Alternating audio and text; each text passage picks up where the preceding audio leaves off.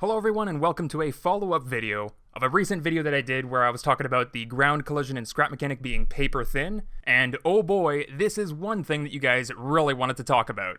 So if you haven't already seen this first video, you might want to go see it. There's going to be a link in the description if you haven't seen it. But getting into the comments, there's a lot of comments that I really wanted to respond to. It just gets to a point where instead of replying to every single comment, I'm just going to do a follow-up video instead. So there were lots and lots of comments, and some of them I think were genuine curiosity of how we could actually improve the game, but others seemed kind of like they were just trolls, especially this one right here, because this was actually a comment that I made in my Discord server about a few days before actually publishing this video. I made a comment about there's a difference between certain types of programmers, like a programmer that programs a game in a game engine and creates a game with it, and a programmer that programmed the game engine that the other programmer's using to program their game.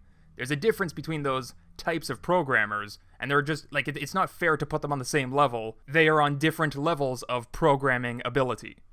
So the fact that I see, somebody commenting, as a game engine dev, calm down, Reddit user, come on. That's just, it's one of those things that I see, somebody react to something that I said a couple of days ago, that they somehow think that mentioning that they're a game engine dev. First of all, I definitely don't believe this, but second of all, even if they were a game engine dev, they've already shown in the rest of their comment that they don't really understand what I was getting at in this video, and so did a lot of other people, actually. That's one of the things that I wanted to follow up on. This, I can't tell if Nick is just trolling at this point. Well, okay, there was a comment, where was it, from Shadow here?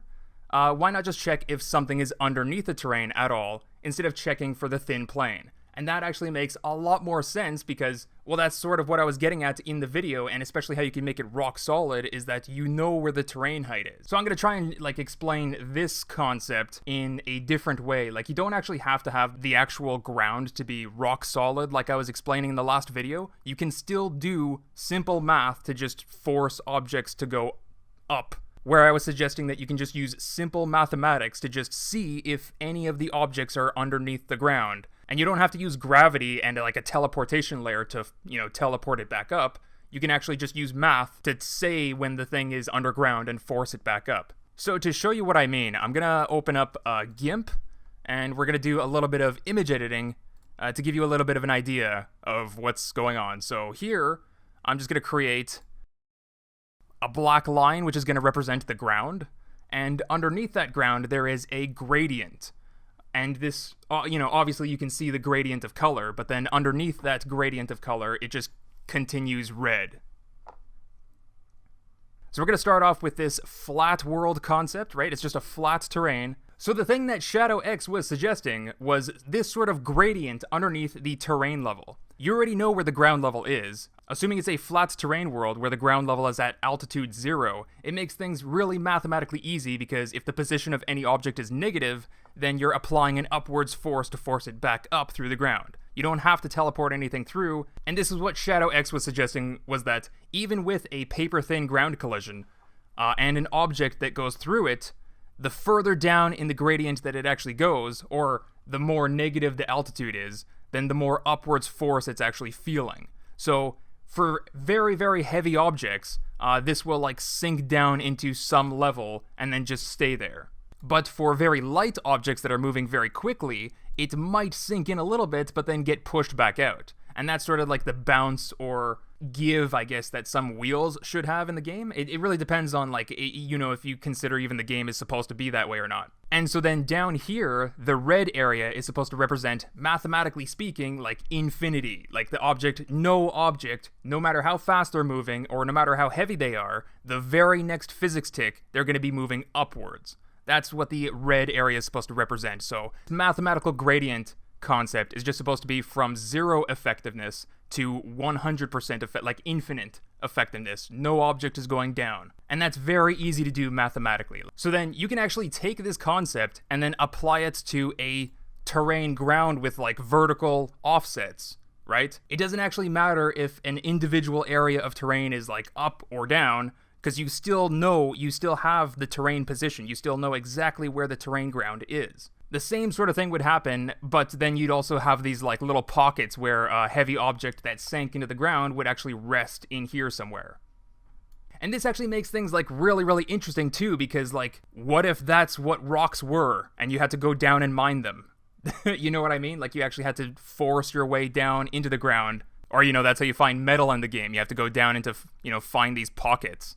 But again, like this entire thing is just based on a suggestion that the terrain ground can just have a mathematical check underneath it. You don't even have to have a teleportation layer. If we're going to be talking about like all the different options that we have available for the game and the gameplay and how it affects things in the game, then there's a lot of things that we can talk about, like this, why not just check if something is under the terrain at all, instead of checking for a thin plane? And I think this is a great question to ask because it gets the developers, the programmers, quote unquote, to actually think about the design of what the game engine is actually doing. One very common idea among a lot of the comments, like a lot of people were commenting very close to the same thing, was to have multiple layers of ground collision. So, best of both worlds type of thing, where you have a soft ground on top and then harder ground underneath. But also there were some other comments too that were suggesting like many, many layers, like multiple layers that are gradually getting harder and harder as you go down. And if you remember the gradient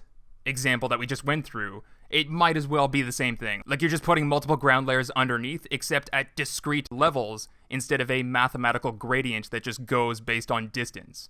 So that's more of the example that I was actually trying to get to when we're talking about this collision over here. I think that was one of the biggest misunderstandings of that video, was that people see this pink line right here and they immediately think raycast, which I'm not blaming anyone for doing that because it looks like it's exactly doing a raycast. This is a very simple example, and for me to actually do something that's like taxing to my system, I'd have to use like millions and millions of circles and collisions. So I'm not going to be doing that, but these circles aren't actually doing a raycast. Although it definitely looks like that, and because I described it as a one-dimensional line, people immediately think raycast. But no, these are actually much, much cheaper than raycast calls, because you already know the position of everything in your game, in your quote-unquote game. So if you consider that the top two circles up here, they are making a collision with the line over here because they're moving slow enough such that every physics frame, it's a circle going through a line, which is a very easy collision to detect, by the way. These two circles over here are moving too fast for that. They're not detecting any collision. This is actually saving CPU because no collisions are being detected at all. There's no math being done at all.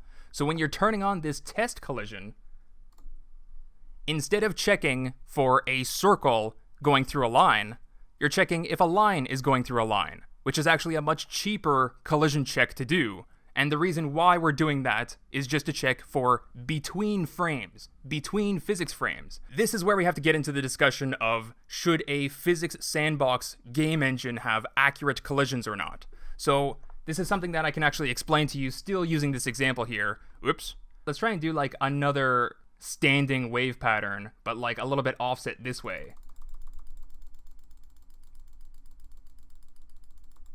And then another one, but a little bit offset this way. And I think you can sort of see what I'm getting at here. And then another one, but offset this way. There we go, as close as possible, but would still skip a traditional collision. All that the line is actually doing is just checking current position plus future position, and a very, very simple line check to check in between the two positions. So something that you gotta understand is that this type of collision for quote-unquote in-between frames is actually like super, super cheap compared to a regular collision check. And if you actually wanted to do an accurate physics collision, more than just checking if it's the side of the sphere that's actually making the collision, see this circle down here is like just about to collide? But the game doesn't really care about collisions like that. Like here, we'll do one up here that's definitely inside. See, those circles are not bouncing on the surface of the line. It's just a arbitrary collision circle going through line. To do an accurate collision in between physics frames, you need to actually measure what this line is, and that's where a lot of people instantly get the raycast assumption from. Because here you can actually see, like visually, the amount of line that's on the other side of this line should actually be the spawn distance of the circle for the next physics frame, but rebound on this side, right? So this line over here would actually have the circle spawn right here, since it's such a tiny line over. This line is split almost right down the middle, so that means on the previous physics frame, it's over here, it's going to travel to the wall, hit the wall, and then bounce back to its exact position, and then that's where it should be on the next physics frame. But that's actually not what's happening here. What's happening here is that this line is considered as an entire collision for the circle. So the next physics frame over, it's actually bounced back over here instead. Like we've actually skipped an entire physics frame just because of this predictive collision. This circle would actually spawn this distance, but on this side. So it would actually be more over here like this. So if you were to get into the accuracy of these physics collisions in between physics frames, then you need to account for the actual distance that they're covering in between physics frames. But that's actually not what we're getting into. What we're getting into is just a replacement for the missed gaps in between the physics. So if you actually wanted to get into a discussion about accurate physics collisions and how that affects gameplay, then you're going to get into like specific things like this about how a collision that happens in between physics frames should actually appear at a different location because of where and when the collision mathematically happened in between the frames that you're calculating. But you gotta remember that we're working with very simple examples, very simple physics engine, and normally what objects are doing is what's going on up here, they're just checking is the object going through the thing or not. Now, if you remember, this entire thing is inside a box, right? It's inside a box. None of these circles are going to go outside the box. So this is exactly what we were talking about with the gradient image for the terrain ground, where mathematically speaking, if you know where the terrain ground is, you can just say, okay, mathematically, you're not getting past that point. And so that's exactly what the edge of the box is. Nothing is going to get on the other side of this box. Like this circle is not even going to go part way into the box side over here because again, mathematically speaking, it's outside the border. So that's something that's actually very, very easy to code, and that's sort of the point that I wanted to get to. Like, a lot of people were saying raycasts aren't cheap calls to make, but the thing is, we're not doing raycasts. That's not a raycast at all, and it's actually something that, like, you don't have to make the ground thicker at all. You can still have the paper-thin ground. You have the ground's altitude, and, like, again, working with a flat ground is a very easy example to think about, because then you can just say, okay, if anything's underground, force it up. I think one of the reasons why everyone tends to gravitate towards this, like, oh, we're firing a bunch of raycasts now, I think that's just because of the way that humans think about programming. When, if you were to think about how a CPU operates mathematical formulas, you can do them hundreds of thousands of times per second, and the CPU is not going to care. So in this video, when I'm talking about taking the position of things that you already know, like you already know where all the objects are, you already know where the terrain ground is, you can use that information in any way that you can imagine. And this is why I want to see Axolot hire some real programmers to be able to fix some of the problems with the game, like this. Like the entire discussion of doing multiple layers, or a gradient of math, or a teleportate, like all of that is just a design choice in the end. And ultimately, it's up to Axolot to decide. Anyway, I think that's where a lot of the assumption is just that as humans like to think about things, they probably think about one-dimensional line and immediately think about raycast, because it also gives them, like, the distance of stuff, which makes a whole lot of sense to what I just said about, you know, the gradient of math underneath the terrain. But if you remember the circle examples, it's not a raycast. It's just the mathematically known positions of the objects or the limitations of the world that you've created. Like, every single object in the game is already going to have XYZ position. Why aren't you going to have those positions? Like, you're going to have those positions, right? If the altitude position is underneath the ground, then you can just teleport it back up, or push it back up. So I think that's one of the biggest problems then with the development of Scrap Mechanic, is that a lot of mistakes, like a lot of programming mistakes, seem to be happening like this, where, like, you don't have to use raycasts, you already have the information in the game engine available to you, it's not as costly as you think, and all that it's doing is just covering that small gap in between physics frames. What this code is actually doing is not adding to the cost of collisions, but considering additional collisions that you were not considering before, which would just change gameplay ever so slightly. Like, a lot of the motivation to actually fix this comes from, should anything go through anything else in Scrap Mechanic or not?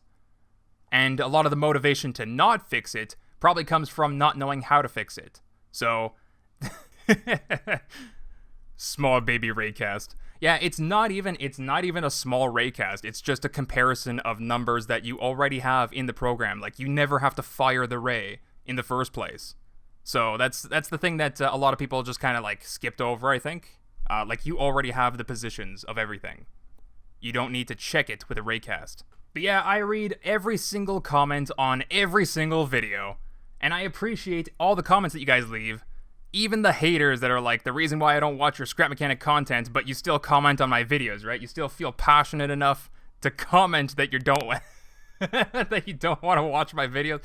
That's so funny. That is so funny. Anyway, I hope that I actually touched up on everything that everyone was talking about. By VIBAJ16, is this how Minecraft works? Because you can give yourself maximum speed and you still won't be able to go through a glass pane. So I actually don't know too much about Minecraft, but I would assume that it is how it works because, like I said, it's quite simple to mathematically program, like, in the, in the next physics tick, the object moving really fast is about to go through something else in between physics ticks, right? Like, that's something that programmers have available to them all the time. Every physics tick, they can see this. So I would imagine that this is exactly how Minecraft works. I don't know if it's, exactly code for code the same way that they would have coded it, but every single physics tick, they know that a collision is coming up the next tick, right? Like a predictive collision check.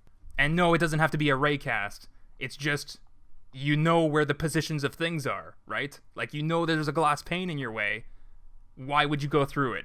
It depends on the game, too, especially when a lot of major game engines are made to be very, very cheap. Like, if you're building a racing game, for example, you don't necessarily have to worry about physics collisions that much, right? But if you're building a physics sandbox game, then all of a sudden you do, because people are going to be pushing that physics engine to the limit. Lots of people are very happy with the video explanation that I gave, and they want to see more videos like this. So that's sort of what this follow-up video is, but I want to move on to other things. With all due respect... Wait, what? Who starts a comment? With all due respect. Checking for objects' position and future position is not a new... Yeah, obviously not. I highly doubt that the programmers of Axolot hasn't thought about that. You'd be surprised. You'd be surprised at the things that were overlooked. It really makes you wonder, do they do that on purpose? Or... like, do they know about it and they just leave it alone, or do they not know about it? If they are so set on not fixing the wonky physics of the game just to get that digging effect by the wheels, I'd say they could just take the force. Yeah, okay, so what you're saying right here, like, again, this makes a lot of sense, but then you also have to consider that if they don't have the programming ability that you're even describing here, they don't know what you're saying. Right? So that could be why they're not fixing it, is just because they don't know how. That's why, for a little bit, I've been saying, why don't you just hire a real programmer? Like, somebody that knows these things, and they could even bring it up as a suggestion, like, hey, why don't you just do this with the wheels? Like, something that would be so much smarter than just depending on wonky physics, right? So, like, with all due respect, this makes a lot of sense, but you gotta consider maybe Axolot is not who they say they are. It's hard to talk about all the problems that the game has without severely implying something like they just don't know. No, they don't want to fix that too because there are a lot of underground bases. Yeah, that was another comment that a lot of people made. There's like a lot of underground stuff in the game too, and even the solution that I was describing technically wouldn't fix the lift glitch, where you can just build from the lift and then force a seat downwards into the ground, and you can force yourself down. However, if there was that mathematical gradient thing underground, then that would break the underground stuff, as you wouldn't be able to force yourself in a seat anymore, since, the further down you go, the more force you experience back up. So, yeah, see, like, here's another comment that's just saying, add layers of weak ground, each being half a block apart. So, I mean... they technically could, but they don't have to add 5 layers. They can just do the exact same thing mathematically, like with a gradient. So if the distance is half a block beneath the ground, then it would act like as if it's going through a second layer. Like, mathematically, it's just you don't need 5 layers to actually be there for the math to be there. You know what I mean? Just like you don't need a raycast to be there to check if the collision was there. Yeah, like there's another comment, just why not make the ground thicker? That's just like saying the world border, right? Like the invisible borders around the creative world. Why not just, put one of those as the ground instead of a paper thin ground? And technically that would work too, right? But then that also raises the question then, okay, so no more underground bases and no more underground stuff. A lot of the question that we're even asking here is not about specifically fixing the ground collision, but about why we should fix the ground collision and how it affects gameplay, and then how we should fix ground collision because of those answers. Right? As easy as it is to simply fix the ground, that's not always what we should do for the game called Scrap Mechanic. It depends on what the game is supposed to be. So that's more of the reason why I was making this video, was to get into talking about all the different solutions that could be implemented, that are cheap enough to actually implement, and that don't affect gameplay in a negative way, like breaking underground bases and stuff. Like, again, you gotta consider, like, mathematically speaking, what are the chances, how often does a part go through another part in Scrap Mechanic, right? Like, the number of times that it can just check the collision normally versus the number of times that it has to check the gap in between physics ticks. So that's something that you need to consider for Scrap Mechanic as gameplay. Like, how often does that happen? Is it intentional in gameplay, or is it something that's ruining gameplay? And I think that there's a lot of different ways that you can go about fixing it, but I think the best way to go about fixing it is simply with like pure mathematics. You don't need to add anything else. You don't need to call raycasts. You already know where everything is, and you can treat a paper-thin ground like it's a world border if you really wanted to. Layered paper-thin ground for mud effect. So many people came up with the exact same ideas. You don't need soft ground, you just make wheels softer. Yeah, see, that's another way to think about it too, right? I have seen this on GMTK's channel. GMTK? I don't know what that is. Pretty great trick for sandboxes. That's cool though. That's cool that other people are talking about it. To be honest, I didn't think many people bothered to think about this sort of thing. Why not make wheels digging into ground a game mechanic? Again, you gotta get into, like, does Axolot even know what they're doing? Like, because, maybe they tried that, but how do you get something to go halfway into the ground? For me to do that with the land boat, when I did the glitch welded video for, land boat, I actually had to do a very, very heavy portion of the creation, and then a very, very buoyant part of the creation, something that had a lot of collision that actually would not go through the paper-thin ground, but the heavy part of the creation did go through the ground. So to get something that goes halfway into the ground and like stop at a specific spot, I'm not sure if Axolot knows how to do that. Honestly, I feel like the fact that the message says that you're playing the game wrong when you fall through is hilarious. Yeah. I'm not bashing on the message, and I'm not trying to bash on like how they ended up doing it or how they ended up starting the game off. It's just a question to ask to get the discussion going on how possibly we could improve the gameplay with a very, very cheap improvement to check in between physics ticks. That's really all that it is. And like I tried to say in the previous video, it would help if Axolot gave some sort of like official statement on this, like if they're actually planning on changing that, or if they're gonna leave the teleportation layer with the hilarious message there. It's gonna be one of those things where their own fan base will learn to either accept it for what it is, or move on with their lives. Anyway, that's all that I really wanted to talk about, was just sort of like my response to like all the comments at once, because I don't know, I feel like recording and editing and uploading this video somehow takes less time than just typing my response to all the comments. I'm a dingus. But no, I actually had to show you guys like visually that GIMP stuff, like with the gradient thing underneath, so that you guys can sort of like see how the mathematics would play out. So yeah, let me know what you guys think about this follow-up video. I really don't want to talk about this collision stuff anymore though, because like there's a lot of other topics that we can get into. So one follow-up video I think is the limit. But yeah, let me know what you guys think in the comments. That's it for this video, and I'll see you guys next time.